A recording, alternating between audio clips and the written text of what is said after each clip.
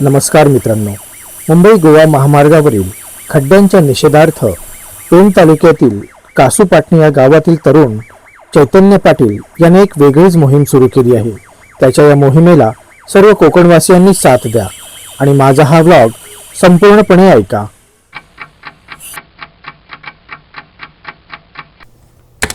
नमस्कार मित्रांनो, रक्षाबंधन झालं, गोकुळाष्टमी झाली आणि आता आतुरता लागली आहे ती बाप्पाच्या येण्याची. हो, आता लवकरच बाप्पा येणार आहे आणि त्यासाठी आपण चंद्रावरून पृथ्वीवर येणार आहोत. हो, कोकणात जाण्यासाठी आपल्याला चंद्रावरून पृथ्वीवर यावं लागतं आणि कोकणचा स्वर्ग पाहण्यासाठी आपल्याला हा त्रास तर सहन करावाच लागतो आणि तो आपण करणारच.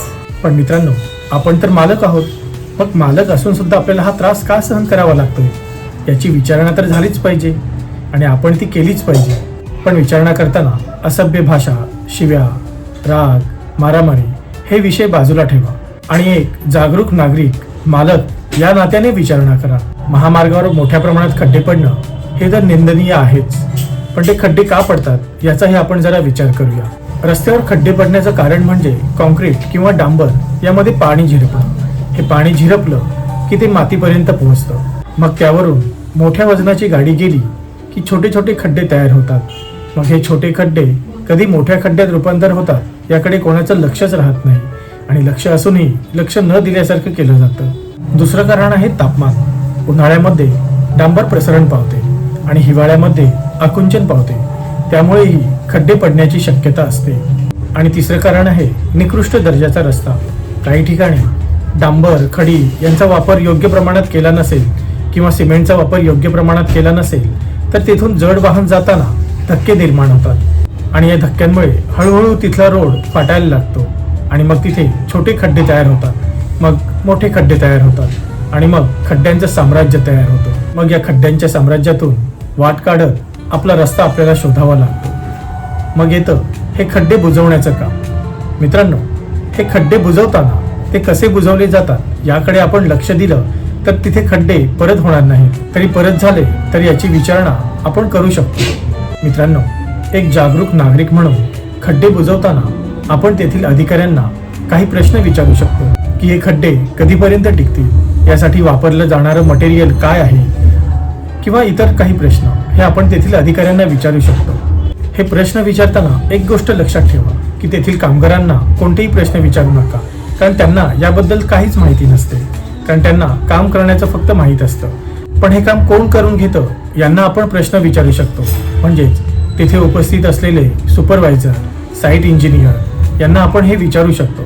सुपरवायझर, इंजिनियर किंवा असिस्टंट इंजिनियर यांच्याबरोबरच तिथे सेफ्टी इंजिनियरचं असणंही गरजेचं असतं, कारण सेफ्टी इंजिनियर कामगारांनी सेफ्टी प्रिकॉशन घेतली आहे किंवा नाही हे पाहतो. त्याचबरोबर ट्रॅफिक कंट्रोल करण्यासाठी सुद्धा सेफ्टी इंजिनियर सहभाग घेत असतो.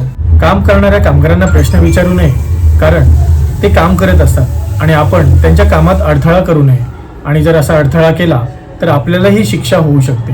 यासाठी कामगारांना प्रश्न न विचारता तेथे उपस्थित असणारे सुपरवायझर, इंजिनियर आणि सेफ्टी इंजिनियर यांना आपण प्रश्न विचारू शकतो. आपण जेव्हा अशा साईटवर जाऊ तेव्हा तिथे सुपरवायझर, इंजिनियर, सेफ्टी इंजिनियर हे आहेत हे कसं ओळखायचं ते मी आपल्याला सांगतो.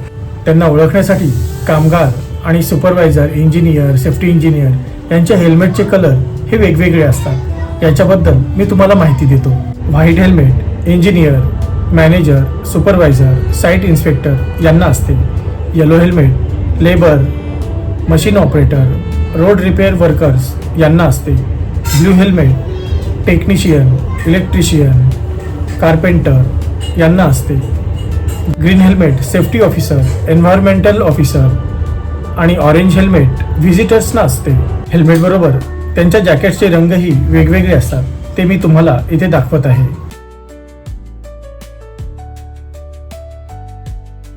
आपण तिथे उपस्थित असलेल्या इंजिनियरला हे खड्डे बुजवण्यासाठी कोणते मटेरियल वापरता, कोणत्या प्रमाणात वापरता आणि त्याचबरोबर हे खड्डे किती काळ टिकतील याबद्दलची विचारणा करू शकतो. आणि जर का पुन्हा याच जागेवर खड्डे पडले तर याला जबाबदार कोण असेल ही त्याला विचारून घ्यावं. कामगारांनी हेल्मेट, जॅकेट, ग्लोव्ज, शूज हे वापरलं आहे की नाही आणि जर वापरलं नसेल तर का वापरलं नाही याबद्दलची विचारणा आपण सेफ्टी इंजिनियरकडे करू शकतो. आणि त्याचबरोबर त्याचबरोबर वाहतूक वळवण्यासाठी त्यांनी काय प्रयोजन केले आहे याबद्दलही त्यांना विचारू शकतो. मित्रांनो, हे सर्व करताना सुपरवायझर, इंजिनियर, सेफ्टी इंजिनियर यांचा ID पाहावा. ते नक्की तेच आहेत ना याची पडताळणी करावी. मित्रांनो, अशा प्रकारची विचारणा करताना जर त्यांनी का उडवाउडवीची उत्तरे दिली तर तेथील स्थानिक सदस्य, सरपंच यांना हाताशी घेऊन आपण त्यांना परत ती विचारणा करू शकता. आणि हे सर्व करताना एक गोष्ट लक्षात ठेवा की तुम्ही रेकॉर्डिंग चालू ठेवा, फोन चालू ठेवा आणि ते रेकॉर्ड करा, जेणेकरून कोणताही प्रॉब्लेम येणार नाही. आपल्याकडूनही कोणत्याही प्रकारचा भ्रष्टाचार झाला नाही पाहिजे, नाहीतर आपल्याला खड्ड्यातूनच जावं लागेल. त्यासाठी एकतर आपल्याला पूर्ण माहिती हवी, नाहीतर आपल्याबरोबर कोणीतरी जाणकार इंजिनियर बरोबर असावा, जेणेकरून तेही उत्तर देताना योग्य उत्तर देतील. केल्याने होत आहे रे, आधी केलेची पाहिजे. मित्रांनो, प्रश्न विचारायला सुरुवात करा, तेव्हाच भ्रष्टाचार थांबेल आणि आपला रोड चांगला होईल.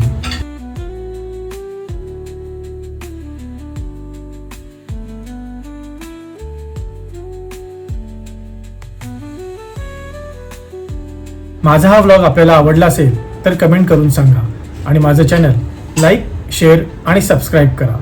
धन्यवाद. जय हिंद, जय महाराष्ट्र.